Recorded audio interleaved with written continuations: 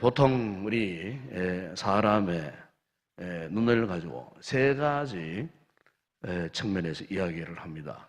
먼저 하나는 이 눈이라 그러면은 무엇보다도 시력이 중요하겠죠. 시력.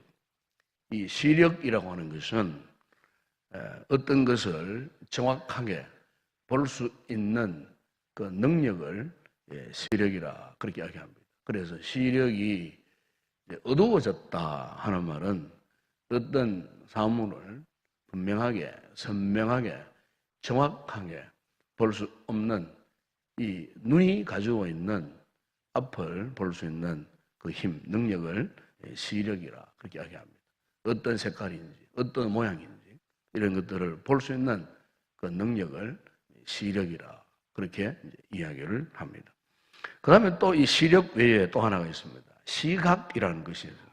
이 시각이라는 것은 우리의 눈이 어떤 사물을 볼 때에 어떤 각도에서 보느냐, 위에서 보느냐, 아래에서 보느냐, 또 왼쪽에서 보느냐, 오른쪽에서 보느냐에 따라 가지고 그 사물의 모양이 다른 모양으로 그렇게 나타날 수가 있는 것입니다. 그래서 이 시각이라고 하는 것은 이런 여러 가지 다방면에서 볼 수 있는 그런 능력을 시각이라 그렇게 이야기를 합니다. 그리고 또 하나 또 중요한 또 눈을 이야기할 때 중요한 의미를 갖고 있는 말이 하나 있는데 그것이 바로 뭐냐면은 안목입니다. 안목. 이 안목은 어떤 사물을 보면서 그것을 어떻게 할 것인지, 과연 그것이 어떤 의미가 있는지 이런 사실들을 두루 살필 수 있는 능력, 그것을 이제 안목이다 그렇게 이야기합니다. 우리가 삶을 살면서 특별히 우리가 믿음 생활을 함에 있어서도 시력도 중요하고 시각도 중요하지만은 그 가운데 또 하나가 바로 이 안목입니다. 특히 우리 성도들은 어떤 사고나 어떤 사건이나 어떤 여러 가지 되어진 우리의 삶에서 이루어지는 여러 가지 현상들을 이렇게 바라보면서 그것들을 우리의 삶에 어떻게 적용할 것인가, 과연 그것들이 우리의 신앙생활에 어떤 의미가 있을 것인가, 이것들을 생각하게 하고 이것들을 적용할 수 있는 능력이 어디서 나오냐면은 그것을 바라보는 안목입니다. 특히 우리에게는 영적인 안목이 있어야 돼요. 신앙적인 안목이 있어야 돼요. 그래서 이 신앙적인 안목으로, 영적인 안목으로 바라보면은 신문을 보더라도 신문에 나온 어떤 사건을 바라보면 그냥 보지 않습니다. 최근에 우리나라가 이루어지고 있는 남북 관계나 여러 가지 주변 상황들, 이런 모든 국제적인 흐름이나 시류, 사조 이런 것들을 우리가 바라볼 때 영적인 안목이 살아있으면 그것을 그냥 세상 사람들이 그냥 바라보는 그런 관점에서 보는 것이 아니고 영적인 안목에서, 믿음의 안목에서 그것을 보게 되면은 그 안에서 하나님께 제가 무엇을 위해서 어떤 의미로 어떤 목적을 두고 이런 일들이 일어나고 있는가 하는 것을 정확하게 관찰할 수가 있다는 것입니다. 그래서 오늘 이 본문에도 보게 되면은 이 본문의 내용이 무엇입니까? 어느 날 예수님과 제자들이 길을 가다가 날 때부터 눈이 먼 맹인을 보게 되었어요. 그 맹인이 구걸하는 모습을 본 이 제자들이 대뜸 주님께 이런 질문을 했어요. 이 사람이 날 때부터 맹인된 것이 자기 죄 때문입니까? 부모의 죄 때문입니까? 이것은 그 당시에 제자들이 갖고 있었던 암흑이었습니다. 왜냐하면 제자들은 유대인들이었습니다. 유대인들은 율법을 굉장히 숭상했습니다. 그러니까 그들이 이 날 때부터 맹인된 이 사람의 그 모습을 바라보는 순간에 그들이 지금 율법적인 안목에서 이 날 때부터 맹인된 이 사람의 모습을 보고 자신들이 스스로 이야기하는 거예요. 그 이야기의 근본이 무엇입니까? 바로 율법적인 관점에서 저 사람이 저렇게 맹인이 된 것은 저 사람이 잘못 살았기 때문에, 쉽게 말하면 죄 문제를 이야기하는 것은 그런 이야기, 그 이야기를 하는 겁니다. 저 사람이 잘못 살았기 때문에, 저 사람이 죄를 짓고 살았기 때문에 그 죄의 결과로 지금 저 사람이 맹인이 되었노라고. 맹인이 되지 않았느냐고. 이미 자신들이 가지고 있는 그런 안목으로 보는 관점에서 자신들이 결론을 내리고, 그래서 주님께 그렇게 질문한 거예요. 여러분, 오늘 우리에게 있어서 믿음 생활에 있어서 정말 중요한 것은 이 안목입니다. 안목. 이 안목을 가지고, 이 어떤 안목을 가지고 바라보느냐. 여러분 개인적인 삶에 있어서 어떤 문제가 있어요. 그럼 그것을 어떤 안목으로 바라보느냐가 굉장히 중요합니다. 만약에 제자들의 이 같은 안목으로 우리가 당면한 문제들을 바라보면요, 우리는 절망할 수밖에 없어요. 그렇잖아요. 우리가 선을 행하면 얼마나 선을 행하며 살겠습니까? 우리가 죄를 안 지으면 얼마나 죄를 안 짓고 경건한 그런 삶을 살 수 있겠습니까, 여러분? 그러나 우리가 한순간 때로는 깊은 절망에 빠지는 이유가 있죠. 우리의 존재적 의미를 우리가 너무나 잘 알고 있어요. 우리의 현실을 너무나 잘 알고 있어요. 우리가 얼마나 연약하고 우리가 얼마나 부족한 존재인 것을 우리가 너무나 잘 알고 있어요. 이런 우리의 부족함과 우리의 연약함의 각도에서는 우리를 바라보면 우리 희망이 없어요. 우리가 무슨 힘으로, 무슨 능력으로 이 제자들의 관점에서 보듯이 죄 짓지 않고 우리가 하나님 앞에 똑바로 항상 완벽하게 완전하게 살 수 있겠어요? 우리는 그런 선함이 어떤 면에서는 전혀 없어요. 전혀.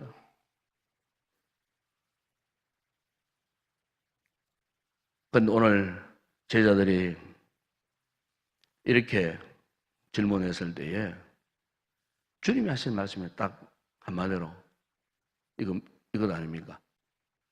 그가 이렇게 된 것은 자신의 죄 문제 때문도 아니고 부모의 죄 문제 때문도 아니고 뭐라고 말씀합니까? 그를 통하여서 하나님이 하시는 일을 나타내고자 함이라고. 제자들이 상상도 하지 못한 대답을 주님이 하신 거예요. 그 당시에 율법적인 안목에서 볼 때는 상상도 하지 못하는 대답이에요. 이것은 무엇을 의미하는 것입니까? 주님이 갖고 계시는 이 가치관, 세계관을 두고 하는 이야기입니다. 여러분, 오늘 우리가 건강한 믿음 생활을 하기 위해서는 무엇보다도요, 이 같은 안목의 변화가 일어나야 됩니다. 안목의 변화. 신앙생활을 그토록 오래 해서도요, 잘못된 안목의 안경을 쓰고 자신을 바라보거나 세상을 바라보는 그런 분들이 있어요. 신령한 주시는 영적인 이 안경을 쓰게 되면은 우리 앞에 좋은 일이든 나쁜 일이든 그 어떤 일도요, 믿음의 의미가 있는 거예요. 아, 하나님께서 우리 가정에 왜 이런 어려움을 주시는가?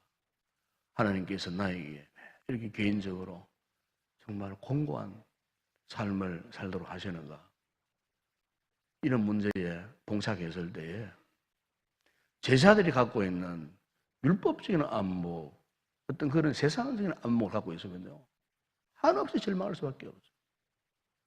그러나 주님이 갖고 계시는 이 믿음의 안목, 영적인 안목을 갖고 있으면요, 아, 이것도 주님의 뜻이 있겠지. 비록 힘들고 어렵고 공고하고 고난의 당면에 있지만, 이런 상황 속에서 주님께서 과연 나를 향하여 무엇을 원하고 계시는지, 주님께서 우리 가정을 향하여 지금 무엇을 원하고 계시는지. 이 건강한 안목을 갖고 있는 성도는 이렇게 모든 삶을요, 영적으로, 신앙적으로 그렇게 해석할 수가 있어요. 영적인 재해석할 수 있는 능력이 생긴다고 말이에요. 오늘 우리에게 이 같은 영적인 안목을 소유하는 성도들이 되기를 바랍니다. 여러분, 우리가 창세기 45장에 보게 되면은 그 요셉의 이야기를 우리가 너무나 잘 알고 있지 않습니까? 요셉이가 형들에게 억울하게 참 노예가 되어가고 애굽에 팔려 넘어갔습니다. 참으로 오랜 세월 동안 얼마나 많은 환난, 고통을 당하였습니까? 보통 사람 같으면은 자신을 노예로 팔아버린 그 형들에 대한 억하심정으로 울분을 삼키지 못하고 한평생 분노의 칼을 갈고 복수의 칼을 갈고 살았겠지만, 그런데 보십시오, 요셉은 절대로 그렇지 않았어요. 그 원수 같은 형들을 만났을 때에 그가 한 이야기가 창세기 45장 5절에 보면은 당신이 나를 이곳에 팔았다고 해서 근심하지 말라. 알고 보면 하나님이 생명을, 당신들의 생명을 구원하시려고 나를 당신들보다 먼저 앞서 이곳에 보내셨다고. 요셉이가 자신이 처한 그 삶의 정황을 바라보는 그 영적인 안목이 바로 이러했다, 그 말입니다. 당신들의 생명을 보존하고 당신들의 후손, 더 큰 넓은 안목으로 봅니다.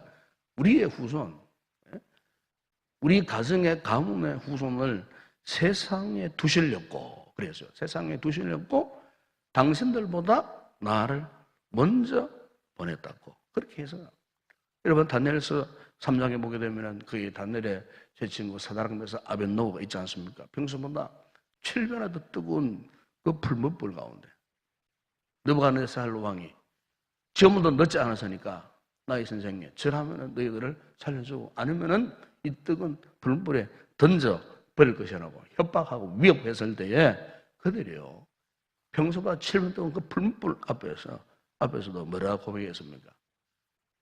그렇게 하니 하실지라도 우리가 비록 좀 불불에 던져 받았을 때 하나님이 우리를 건져주지 아니 하실지라도 우리는 결코 왕의 신들을 섬기지 아니하겠고 당신의 검신상에게 절하지도 아니하겠다라고 단호하게 그 앞에서 협박하고 위협하는 그 무서운 상황, 그 속에서도요, 그들은요 철저하게 이 믿음의 안목, 영적인 안목을 갖고 있었기 때문에 그들은 절대로 불의하게, 비겁하게 그렇게 머리를 죽이지 않았어요.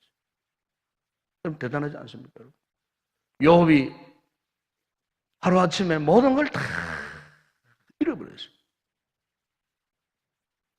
그런데 그가 욥기 1장 21절에 유명한 고백을 하잖아요. 주신이도 여호와시요 구두신이도 여호와시요 여호와 이름이 찬송을 받으실지로다. 욥이 그 입술로 범죄하거나 원망하지 아니했다고. 그가 나를 단련하신 후에는 내가 순건같이 되어 나오리라. 고난을 당하였습니다. 만원을 형용할 수 없는 절망적인 그 상황 가운데서 욥은요 하나님 앞에 한마디도 그 상황에 대해서 거부하거나 부정적으로 이야기하거나 불신하지 않았어요. 오히려 그 모든 것들이 무엇입니까? 영적인 관점에서 하나님이 보시는 그 관점에서 자신의 삶을 이렇게 다 해석하면서 고백하는 모습을 우리가 거기에서 볼 수가 있어요. 베드로전서 2장 19절 21절에 보니까 이런 말씀이 있습니다. 베드로 사도가 부당하게 고난을 받아도 하나님을 생각함으로, 이 고백이 너무 좋은 것 같아요. 부당하게 고난을 받아도 우리가 삶을 살면서 때대로 하나님 왜 내가 이런 일을 당해야 됩니까? 우리 가정에 이런 어려움이 옵니까? 내 몸에 왜 이렇게 갑작스러운 질병이 들어옵니까? 이런 우리 사람이기 때문에요 그런 생각을 할 수 있지 않겠어요? 바로 이런 유형을 두고 베드로가요 그렇게 해석하는 거예요. 부당하게 고난을 받아도. 그런데 더 중요한 것은 뭡니까? 하나님을 생각함으로. 우리 성도들은 우리가 참 애매하게, 부당하게 여러 가지 많은 힘들고 어려운 고난을 당할 때 우리가 섣불리 절망하거나 원망하기 이전에 가장 중요한 것은요, 하나님을 생각하는 거예요. 즉, 지금 내가 만난 이 인생의 문제를 하나님의 관점에서 생각하는 거예요. 이게 여러분 영적인 안목이 아니겠어요? 믿음의 안목이 아니겠어요? 이 믿음의 안목이 없으면 우리는요, 그냥 원망할 수밖에 없어요. 절망할 수밖에 없어요. 우리가 아무리 바르게 살고 올바르게 살고 싶어도요, 이 안목이 잘못되어 버리면 우리는 정상적인 삶을 살아갈 수가 없어요. 오늘 이 새벽에 기도하러 나온 우리 성도들에게 이 같은 영적인 안목이 회복되기를 바랍니다. 이 안목으로 바라보세요. 저는 목회하면서 때때로 우리 성도들 가운데 갑자기 어려움을 당하는 분들이 있어요. 갑자기. 전방 가서 손을 얹고 기도할 때마다 가슴이 너무 안타까워. 때로는 인간적인 생각이 들 때가 있어요. 하나님께서 왜 이 가정이 이 성도에게 왜 이런 어려움을 주시는지. 이 방면은 좀 건강하게 예수 안에서 건강하게 잘 살고 행복하게 살면 얼마나 좋겠어요. 그런데 왜 하필이면 그런 질고에 시달리고 고통을 당하고 때로는 큰 수술을 받아야 되고 때로는 보면 너무 안타까운. 그런데요, 우리 신앙의 선조들이 다 경험했듯이 고난이 고난으로 끝나는 것이 아니고 그 고난 가운데에 항상 하나님의 은혜와 하나님의 축복하심이 있다는 사실입니다. 우리 신앙의 선조들이 그것을 바라보고 현재 당면한 고난은 장차 나타날 영광과 좋게 비교할 수 없다. 바울이 고백했듯이 항상 믿음의 안목을 가지고 있었기 때문에 그들이 그 같은 무수한 환난, 고난, 역경을 이겨내고 있었던 것 아니겠습니까? 여러분, 오늘 우리도 마찬가지입니다. 비록 우리가 질병, 고통 중에 있다 할지라도 어떤 경제적인 힘들고 어려운 문제가 있다 할지라도 인간관계 속에서 일어난 여러 가지 아픈 상처들이 있다 할지라도 우리가 그 원인만 바라보면 희망이 없어요. 왜 그랬을까? 무엇 때문일까? 그 원인을 자꾸 생각하면 그 원인에 묶여 있으면요, 희망이 없어요. 원인에 묶여 있으면 현재의 당면의 문제를 뚫고 나갈 수 있는 힘을 상실해버려요. 이제 원인을 묻지 마세요. 상황도 바라보지 마세요. 오히려 내가 당한 문제를 뚫고 나갈 수 있는 믿음의 답을 찾으세요. 영적인 안목을 가지시기 바랍니다. 오늘 주님께서 저희들과는 전 상관없는 영적인 안목을 가지시고 결국 날 때부터 앞을 보지 못한 맹인을 어떻게 했어요? 그 인생의 문제를 전격적으로 해결해 주시잖아요. 해결해 주시는 방법도 그냥 사람이 통상적으로 생각하는 이성적인 합리적인 방법으로 해결하시는 해주신 것이 아니고요. 전혀 우리의 이성을 초월하는 방법. 저녁에 침을 으여서 그 눈에 발라주시고 신랑과 씻으라고 했을 때에 어땠습니까? 이 맹인이 주님의 영적인 안목에 믿음으로 반응했잖아요. 반응하니까 보세요. 실루암 무시 어떤 특별한 물이겠습니까, 여러분? 어떤 신성한 물이겠습니까, 그것이? 아니에요. 똑같은 물이에요. 그런데 보세요. 영적인 안목에 믿음으로 반응해서 순종했을 때에 평생 뜨지 못할 논이 떠져지는 역사가 일어나지 않았습니까, 여러분? 이것은 이 사람에게만 일어나는 역사가 아니에요. 오늘 우리의 삶에 있어서 충분히 일어날 수 있는 믿음의 역사인 줄로 믿습니다. 그래서 오늘 우리에게 이 같은 안목이 필요하다 그 말이에요. 이 안목을 가지고 어떤 상황 속에서도 믿음으로 반응하면은 주님이 역사하시는 거예요. 오늘 이 새벽에 우리 이 말씀을 붙들고 함께 기도했으면 좋겠습니다. 이제 우리는 더 이상 절망하면 안 됩니다. 원망하거나 불평해서도 안 됩니다. 낙심해서도 안 되고요. 영적인 믿음의 이 안목을 가지고 이 새벽에도 온전히 주님을 바라보시고 주님 앞에 기도하시다가 이 같은 놀라운 주님의 역사를 우리가 응답하고 돌아가는 성도 되시기를 주의 이름으로 축원합니다.